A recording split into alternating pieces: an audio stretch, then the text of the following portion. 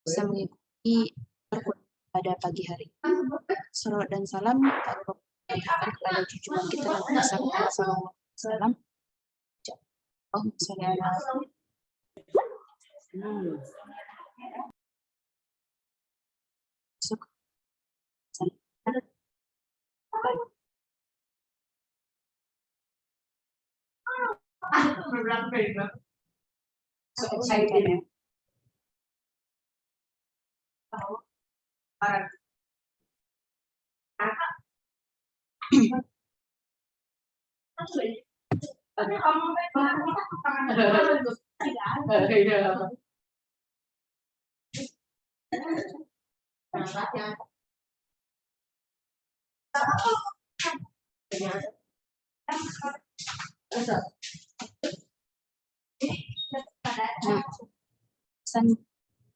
akan jelaskan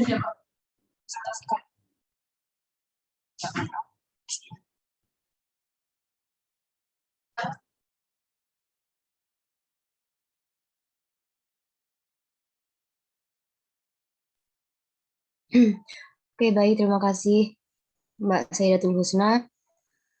Baik, pada kesempatan kali ini kita akan membahas kepribadian sebagai perilaku kompleks manusia. Oke, next. Sebelum itu kita harus mengetahui dulu apa pengertian dari kepribadian itu sendiri. Nah, bisa di next, Mbak.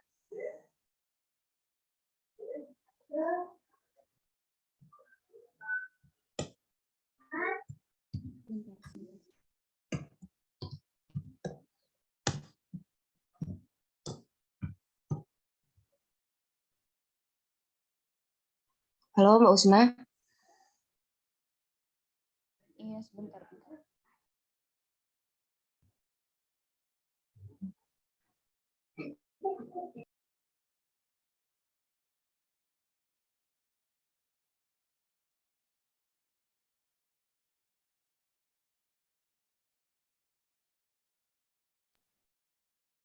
Oke, kepribadian.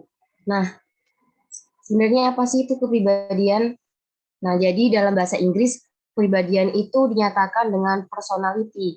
Nah, istilah itu tuh berasal dari bahasa Yunani, yaitu persona, yang berarti topeng, dan personer, yang artinya menembus.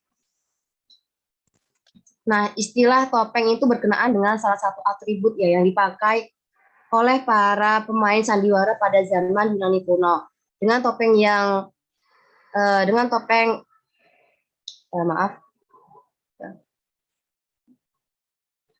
yang dikenakan dan diperkuat dengan gerak-gerik dan apa yang diucapkan, karakter dari tokoh yang diperankan tersebut dapat menembus keluar. Nah, dalam artian ini itu dapat dipahami oleh para penonton. Nah, selanjutnya kepribadian menurut para ahli. Yang pertama dari Gordon W. Alport. Nah, kepribadian itu adalah organisasi dinamis dalam individu sebagai sistem psikofisis yang menentukan caranya yang khas dalam menyesuaikan diri terhadap lingkungan. Sedangkan menurut Craig dan Crutchfield, kepribadian sendiri itu adalah integrasi dari semua karakteristik individu ke dalam suatu kesatuan yang unik, yang menentukan dan yang dimodifikasi oleh usaha-usahanya dalam menyesuaikan diri terhadap lingkungan yang berubah terus-menerus. Nah, kepribadian selanjutnya yaitu menurut Adolf Hugen SJ dan kawan-kawannya. Nah, menurut beliau, kepribadian adalah pola menyeluruh semua kemampuan, perbuatan, serta kebiasaan seorang, baik yang bersifat jasmani, mental, rohani, emosional, maupun yang sosial. Oke, next. Nah, setelah kita mengetahui pengertian dari kepribadian, selanjutnya yaitu adalah konsep-konsep yang berhubungan dengan kepribadian.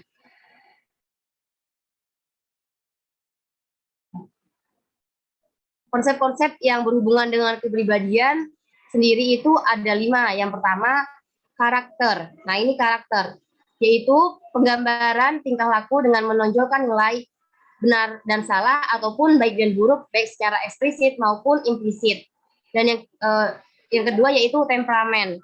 Nah, temperamen, yaitu maksudnya kepribadian yang berkaitan erat dengan determinan biologis atau fisiologis. Nah, yang konsep yang ketiga yaitu trait atau sifat-sifat. Nah, trait atau sifat-sifat sendiri itu adalah respon yang senada atau sama terhadap sekelompok stimuli yang mirip, berlangsung dalam kurun waktu relatif lama. Sedangkan konsep-konsep yang berhubungan dengan kepribadian yang keempat yaitu type atribut atau ciri. Nah, ini type atribut atau ciri ini tuh mirip dengan sifat, namun dalam kelompok stimuli yang lebih terbatas. Sedangkan yang terakhir yaitu habit atau kebiasaan. Nah, habit atau kebiasaan yaitu merupakan respon yang sama dan cenderung berulang untuk stimulus yang sama pula. Nah, jadi habit atau kebiasaan ini adalah sesuatu yang dilakukan sama terus-menerus. Nah, konsep-konsep yang tadi itu tuh merupakan aspek-aspek ya atau komponen yang tidak bisa lepas dari kepribadian. Sedangkan lanjut faktor yang mempengaruhi kepribadian. Nah, setiap orang kan tentunya kan memiliki kepribadian, dan kepribadian tersebut itu pastinya berbeda antara satu dengan yang lainnya. Nah, menurut Hamka ada 4 faktor yang dapat mempengaruhi kepribadian. Yang pertama, hal yang dapat menimbulkan kepribadian, yaitu daya penarik, cerdik, timbang rasa, berani, bijaksana, baik pandangan, tahu diri, kesehatan badan, bijak, dan percaya kepada diri sendiri. Nah, maksud dari daya penarik itu adalah, dalam hal ini adalah sekumpulan sifat baik dan kelebihan yang dapat membentuk kepribadian yang baik pula, seperti ilmu pengetahuan yang luas, budi yang tinggi, dan kepandaian menjaga perasaan seseorang. Sedangkan yang dimaksud dengan timbang rasa adalah kemampuan seseorang untuk tidak melibatkan kecenderungannya dalam menghadapi segala sesuatu. Nah, faktor yang dapat mempengaruhi kepribadian yang kedua yaitu hal yang melemahkan kepribadian, yaitu tidak memiliki tujuan, menjadi bayang-bayang orang lain, dan tunduk kepada adat yang usang. Nah, maksud dari menjadi bayang-bayang lain di sini adalah kita itu melakukan sesuatu hanya karena ikut-ikutan orang lain, tanpa tahu manfaat dan tindakan tersebut. Nah, biasanya tindakan ini itu didasari atas perasaan gengsi, takut berbeda, dan dianggap ketinggalan zaman oleh orang lain. Nah, selanjutnya yaitu hal yang dapat menguatkan kepribadian. Nah, ini antonim dari yang nomor 2 tadi ya. Nah, hal yang dapat menguatkan kepribadian yaitu memiliki tujuan, keinginan bekerja, rasa wajib, keimanan, dan ibadah. Nah, jika kita memiliki kelima hal tersebut ini, kepribadian pada diri kita itu akan semakin kuat dan tidak mudah terpengaruh dengan hal-hal negatif yang dapat datang kapan saja. Nah, yang terakhir yaitu hal yang menyempurnakan kepribadian, yaitu pandangan hidup yang nyata, keikhlasan, semangat yang tinggi, dan perasaan yang halus. Nah, perasaan halus ini itu dapat menyempurnakan kepribadian seorang, karena orang yang berperasaan halus itu akan mampu memahami dan menghargai berbagai pandangan yang berbeda dengannya. Oke, next. Selain keempat faktor tersebut ya, ada hal yang tak kalah berpengaruh terhadap kepribadian anak, yaitu orang tua terkait kelekatan, pola asuh, dan pemberian perlakuan yang tidak tepat pada anak. Nah, hal ini itu sangat berpengaruh ya terhadap faktor yang mempengaruhi kepribadian. Oke, materi selanjutnya akan dijelaskan oleh Mbak Saidatul Husna. Baik, saya akan melanjutkan penjelasan dari Mbak Mar'ah. Selanjutnya kita masuk kepada tipe-tipe kepribadian. Enggak mau.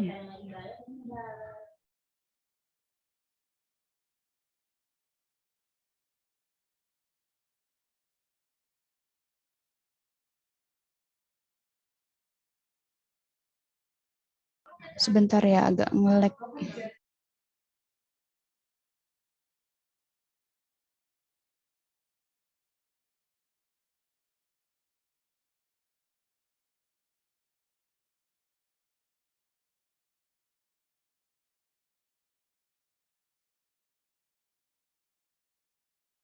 Oke, baik, saya akan melanjutkan. Menurut Hippocrates dan Galenus, yaitu ilmuwan, mana mereka ini mengemukakan bahwa manusia itu dibagi berdasarkan zat-zat cair yang ada dalam tubuhnya. Manusia itu dikelompokkan menjadi 4 golongan. Yang pertama yaitu sanguinis, kemudian koleris, dan yang ketiga flegmatis, dan yang terakhir yaitu melankolis. Nah, untuk tipe yang pertama atau golongan yang pertama yaitu sanguinis. Nah, sanguinis ini adalah golongan manusia yang memiliki banyak darah. Nah, tipe sanguinis ini biasanya itu mereka itu periang, kemudian orangnya itu gembira, optimis, lekas berubah-ubah stemmingnya. Dan selain itu orang yang tipe sanguinis ini biasanya orang yang suka mencari perhatian dari orang lain, kemudian suka mencari kasih sayang, kemudian orang sanguinis juga suka mencari dukungan dan motivasi dari orang lain. Nah, tetapi negatifnya orang sanguinis ini biasanya juga orang yang emosional atau mudah emosi dan kadang mudah untuk menerima omongan-omongan dari orang lain. Selanjutnya yaitu orang tipe golongan yang koleris. Nah, koleris ini tipenya orangnya itu banyak empedu ya dalam tubuhnya, sehingga orang koleris ini biasanya memiliki sifat yang garang, hebat, lekas marah, dan agresif. Nah, orang koleris ini biasanya itu tipenya orangnya kuat dan juga kalau negatifnya orang koleris ini memiliki sifat yang merasa paling benar daripada orang yang lain. Nah, tapi orang koleris ini biasanya mereka itu bisa memimpin dalam suatu organisasi ataupun dalam suatu kelompok. Nah, yang selanjutnya yaitu tipe flegmatis. Tipe flegmatis ini biasanya itu orang yang banyak lendirnya di dalam tubuhnya. Sifatnya itu biasanya lamban, tenang, tidak mudah berubah. Nah, orang yang flegmatis ini biasanya itu cenderung suka kedamaian. Mereka tidak suka tantangan, tidak suka kerusuhan, dan mereka ini cenderung orangnya itu pendiam. Yang keempat yaitu tipe melankolis, yang mana banyak empedu hitamnya di dalam tubuh orang tersebut.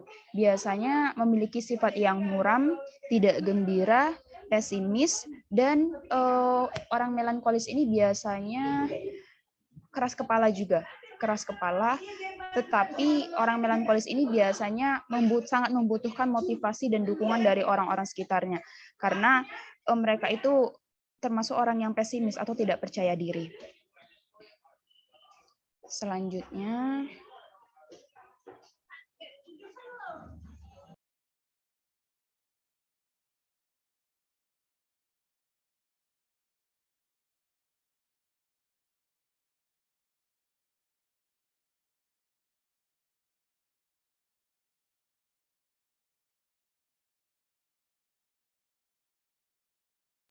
yang selanjutnya yaitu ada seorang ilmuwan bernama Carl G. Jung yang mengatakan bahwa manusia ini perhatiannya itu tertuju kepada dua arah, yaitu kepada keluarga, yakni keluar dirinya yang biasa kita kenal dengan istilah extrovert, dan perhatian kepada dalam dirinya atau yang biasa kita kenal istilahnya dengan introvert.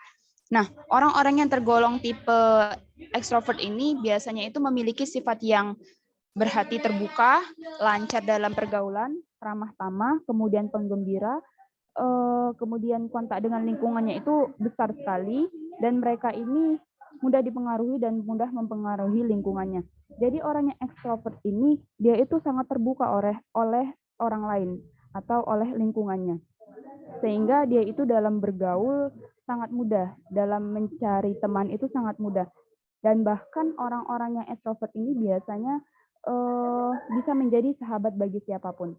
Nah, adapun tipe yang kedua yaitu tadi tipe yang introvert, yang mana kan biasanya memiliki sifat yang kurang pandai bergaul, kemudian mereka juga pendiam, sukar diselami batinnya, maksudnya sukar untuk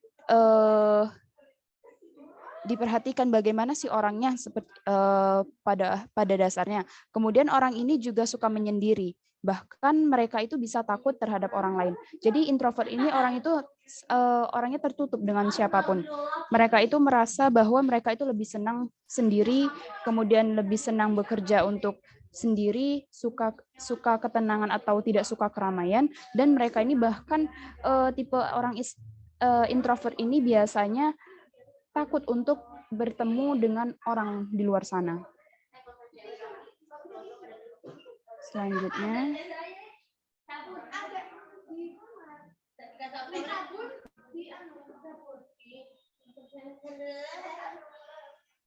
nah, yang selanjutnya yaitu tipe kepribadian berdasarkan aspek biologisnya. Nah, berdasarkan aspek biologisnya itu tipe orang ini dibagi menjadi 4. Yang pertama, tipe piknis atau piknoid. Yang kedua, tipe atenis. Yang ketiga itu tipe atletis. Dan yang keempat, tipe dysplastis atau hipoplastik. Nah, yang pertama yaitu tipe piknis atau piknoid. Nah, orang ini biasanya memiliki perawakan yang gemuk atau bundar ya. Yang mana biasanya orang ini memiliki sifat humor, gembira, kemudian optimis atau percaya diri. Nah, yang kedua yaitu tipe yang atletis. Nah, pada tipe yang kedua ini, orang-orang ini memiliki tubuh yang berbentuk atletis atau tubuh atletis ya, tubuh orang atlet. Karena mereka biasanya memiliki sifat yang realistis dan mereka mempunyai watak ingin terbuka, kemudian ekstrovert, supel dalam pergaulan atau mudah dalam bergaul. Kemudian yang tipe ketiga yaitu tipe astenis, yang mana mereka ini biasanya bertubuh kurus ya atau tipis. Nah, mereka ini biasanya memiliki watak pemurung, kaku dalam pergaulan, dan mudah tersinggung atau orangnya ini sensitif. Dan untuk yang keempat, tipe yang keempat yaitu tipe dysplastik atau hipoplastik. Nah, orang ini yang mana perkembangan tubuhnya itu tidak normal atau underdeveloped. Biasa kita kenal dengan istilah kerdil. Nah, selamanya mereka ini, tipe yang dysplastis ini biasanya mempunyai perasaan yang inferioritas atau perasaan yang timbul dari diri mereka karena kekurangan mereka, karena adanya kekurangan dari perkembangan tubuh mereka.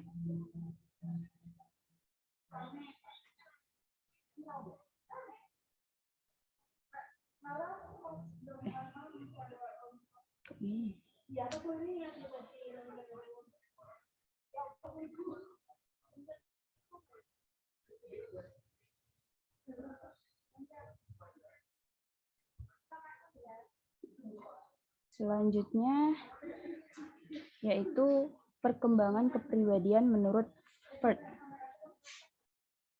Nah, menurut Freud, dalam Sumadi Suryabrata, yang mana kepribadian individu itu telah terbentuk pada akhir tahun ke-5. Dalam perkembangan selanjutnya, sebagian besar itu hanya merupakan penghalusan struktur dasar itu. Nah, jadi Freud ini menyatakan bahwa perkembangan kepribadian seseorang itu berlangsung pada 5 fase. Yang pertama yaitu fase oral atau oral stage, yang kedua fase anal atau anal stage, yang ketiga yaitu fase phallis atau phallic stage, yang keempat fase laten, yang kelima fase genital. Nah, untuk fase yang pertama yaitu fase oral atau oral stage. Nah, pada fase ini kepribadian seseorang itu berlangsung mulai dari umur 0 sampai kira-kira 18 bulan, yang mana pada umur ini bagian tubuh yang sensitif terhadap rangsangan itu adalah mulut. Nah, yang kedua yaitu fase anal atau anal stage. Kira-kira itu berlangsung pada umur 18 bulan sampai 3 tahun. Nah, pada masa ini atau fase ini, bagian tubuh yang sensitif itu adalah anus, bagian anus. Yang ketiga yaitu fase phallis atau phallic stage. Nah, perkembangan ini berlangsung kira-kira pada usia 3 tahun sampai 6 tahun. Adapun bagian yang sensitif pada fase phallis ini adalah alat kelamin. Yang keempat yaitu fase laten atau latency stage. Nah, kira-kira perkembangan ini berlangsung pada usia 6 sampai usia pubertas. pada fase ini yang mana dorongan seks itu cenderung bersifat laten atau tertekan. Dan yang terakhir yaitu fase genital atau genital stage. Nah, pada fase ini yang terjadi pada sejak individu itu atau seseorang itu memasuki masa pubertas dan selanjutnya. Yang mana pada masa ini individu itu telah mengalami kematangan pada organ produksi. Nah, jadi menurut Freud tadi, perkembangan kepribadian seseorang atau perkembangan seseorang itu terjadi melalui 5 fase tadi. Mulai dari usia 0 tahun sampai masa kematangan organ reproduksi, yaitu pada masa pubertas tadi. Nah, mungkin cukup sekian penjelasan dari saya dan Mbak Mar'ah. Selanjutnya kita masuk kepada sesi diskusi. Untuk teman-teman semua yang ingin bertanya atau mungkin ingin menyanggah penjelasan dari kami, dipersilahkan.